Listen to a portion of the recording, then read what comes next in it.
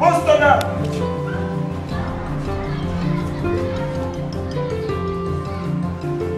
Je te dis de poser ton arme. Je te dis de poser ton arme.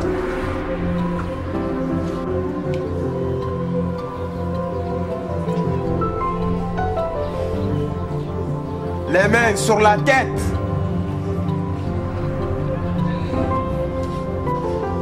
Pose ton arme à terre. Je te dis de poser. 2 pas en arrière. Les mains sur la tête. À genoux.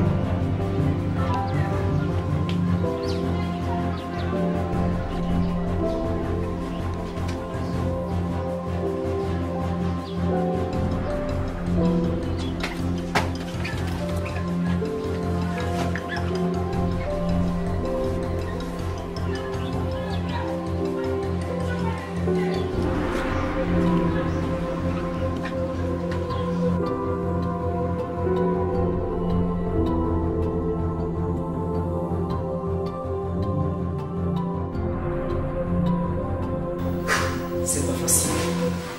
Attends. Aïe, sac, nanga. J'ai pas vu de sac. J'ai pas vu de sac. C'est que je l'ai vu d'avance. Je l'ai franchement vu d'avance. Mais si je sortais pour venir vous avertir, il allait tirer sur moi. Je l'ai vu avec l'arme. J'ai vu l'arme en ce temps. C'est pourquoi j'ai replié. Et enfin, j'ai appelé la police. Toi, C'est moi qui ai appelé la police. toi, tu peux voir des braqueurs chez moi. Ça m'avertit. Monsieur So, Monsieur So. Non, je ne peux pas imaginer. Monsieur So, écoutez, c'est Miguel tout le monde du Golon. Combien de temps wardé? Je n'ai que la première victime. Combien de temps wardé? C'est pourquoi Miguel Titi, mais t'as eu tout téléphone à moi, mais pose ça en fois à de la police. J'ai appelé la police, il fallait que je les appelle. Monsieur So, je ne pouvais pas, c'est pas facile. Est-ce que tu peux me dire, réellement, au moment que tu nous as appelés, tu as vu le bandit, oui ou non? J'ai vu le bandit. Quand je l'ai vu, en ce temps, il était en bas de mon arbre. Il m'a dit de quoi il est Miguel Titi Missouri. Qu'est-ce que tu Titi Missouri? C'est Missouri qui a fait l'île. Aujourd'hui, on n'allait pas être là. Et maintenant, mon sac est parti. Ça... L'argent que j'avais est parti. Mais je pense qu'il y en a un qui m'a gagné. C'est toi qui as cherché cet argent. C'est pas l'argent qui t'a cherché, monsieur Sou. Mais mon ami, c'est le tempérament, mon ami, je peux te rassurer, l'argent là est plus que mon âme. Nous n'avons pas qui a gagné. Ne dis pas ça. Comment est-ce que je peux avoir cela maintenant? C'est Dieu qui te l'a donné. Dieu va te redonner encore ton argent. Hey. Fais tes mains comme ça et prie Dieu. C'est lui le donneur et c'est lui le preneur. Mais si je le prends, l'action, c'est que la façon qui m'a brutalisé. Parce que on fait là, moi je dirais Dieu merci. Pas Bantikelan, c'est que maintenant c'est comme Malika Mati des sangs et c'est que Adjara. Je t'assure, je ne peux même pas te le dire quoi. C'est pas facile.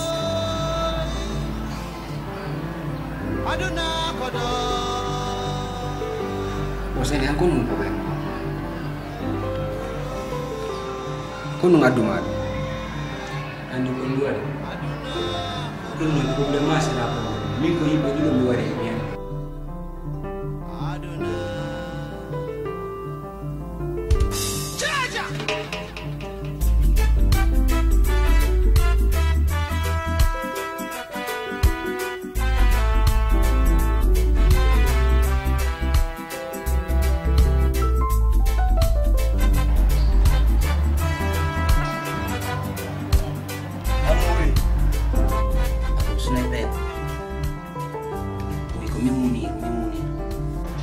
Ah, ya anak dia.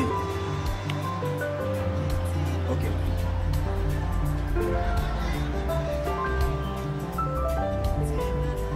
Ah, ya. No, mwana ki nani me wangu melodi madoni telephone ya dino nani kwa. Nyala famu de kondal de konkwada. To inu volume no fandi. Alira nai gore. Okay, what? Why la nande seda. No, komintu ondo kwa. Komisho mo mahala ndiro mo wala. Ange flo keso. Ya unugwa. Kagale ka puro duka ya uneno ya mission. Onto no wonda. Yani kana kibiuno be koet. Okay. Parti kala jirne wonno. Voilà, exactement. Yes, on sait là. Ouais. Grand flow keso. No mardo ngai pot be kwa. Puis gore ma kone kolo woni.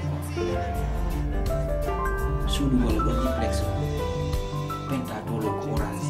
Même chose ba fere ko orange. Sai. Na to kande ko. Habu si miona ne majento la mihana ne nyande kredit dilana. Ofisa ko budi ko mahana ne kawali. Ha? Tote. No, magrang. Hey. Kuno detalang kum gram ti business no wela lambre. Pas que ang tote yalta taw ko do wonda. No on traze dong. Yo wasi wadi. Wana no budi seda kadi. Wala ya una to. Ya on escalier.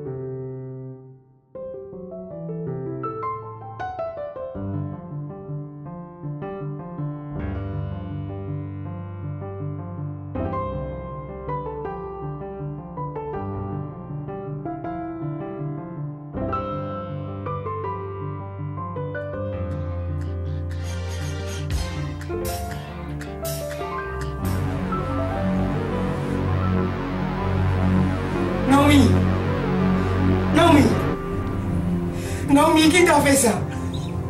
Naomi?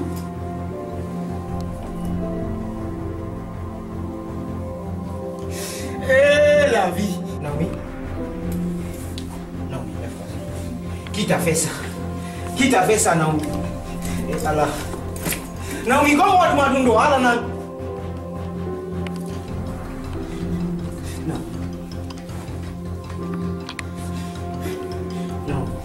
Comment tu m'as dit? Naomi, réponds-moi au moins s'il te plaît, Naomi. Naomi. Eh, Naomi. Eh, la vie. Laisse-moi. Attends, je vais faire quelque chose. Naomi. Je vais te rendre.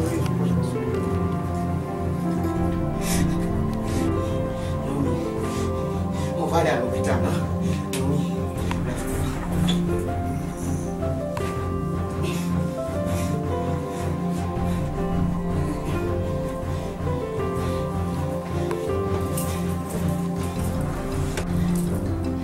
On va aller à l'hôpital, hein?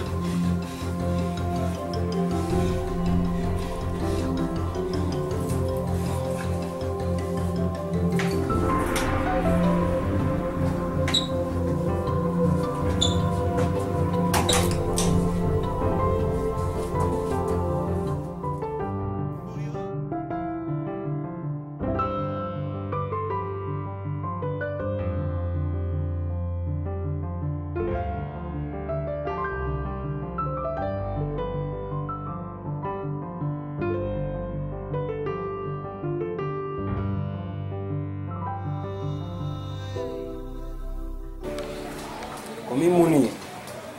Ah, mambo? Munir goto, mo Naomi woni on kam.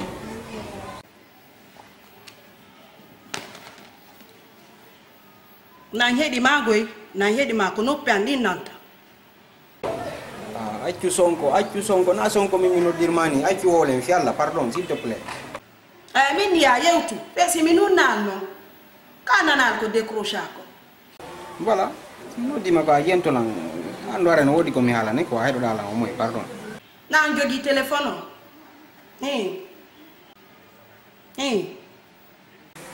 Mo nawni ko mo wali ka hôpital. Peso nawni non kera ko hajon ka ko mi redini mo. Ko mi redini mo on chokay ton. No, na rendu wonu musude na rendu. Jokke ton. Mi ngaran hôpital la ngender mo. Bayde lernde foto don ton wona nami nabayno mo rendez-vous mon. Tanoddi tan ha maya. Mi gentota ko minno ma fussu mi gentota ko. Jaja ka tigi ko bandi ari pimo ka sudu do e pimo non de e pimo de dum no bayna am fenane. Mo wada honno. Mo pia. Mi tay mi yettu mom na baka hôpital. Donc mi wata wonde dum non kadi wonira do ni wona hakkunde am mi ron kama halani.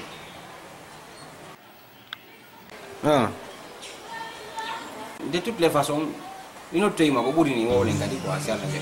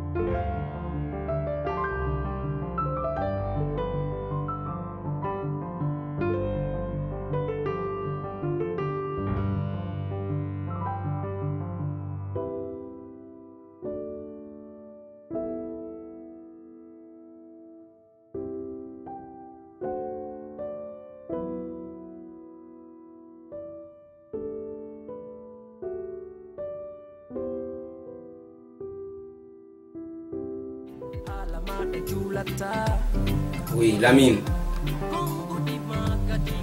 Comme Mouni. Mais nous disons qu'un numéro remplit combien d'appels? À la décrocher. Donc, ça peut. Comme nous disons, c'est marrant que wola, nous donnons la wola. Si on y a mis nous disons, fanke mi wola. Comme nous disons, comme mari ko hala nini ang mara ko hala. Si mari ko hala, si ni kay ni wola nous dit telang hala. Traite agal ko wadako. Merci beaucoup, Verdict. C'est pour te dire que nini do mi alaka kaso mi alti mimi ro tataka kaso mi ala place nyanga kaso fami awoni sabo ami nangama misoko yama kono mi hettike ande ya walla ndoi poto al hangal ngal arta hangal tawtalando stay woni jamma on no wele amma kadi si tawi woni ngurna mada mettitima problem ala mi munil mi noditama fioto hangal singal artali hande hanki kide ngal tawi lanka galle do aduna do yaaju meka fotte fa. C'était juste ça. C'est tout, l'ami. Ok. Pas de problème. Je suis entièrement d'accord avec toi, Lankasuno. Merci.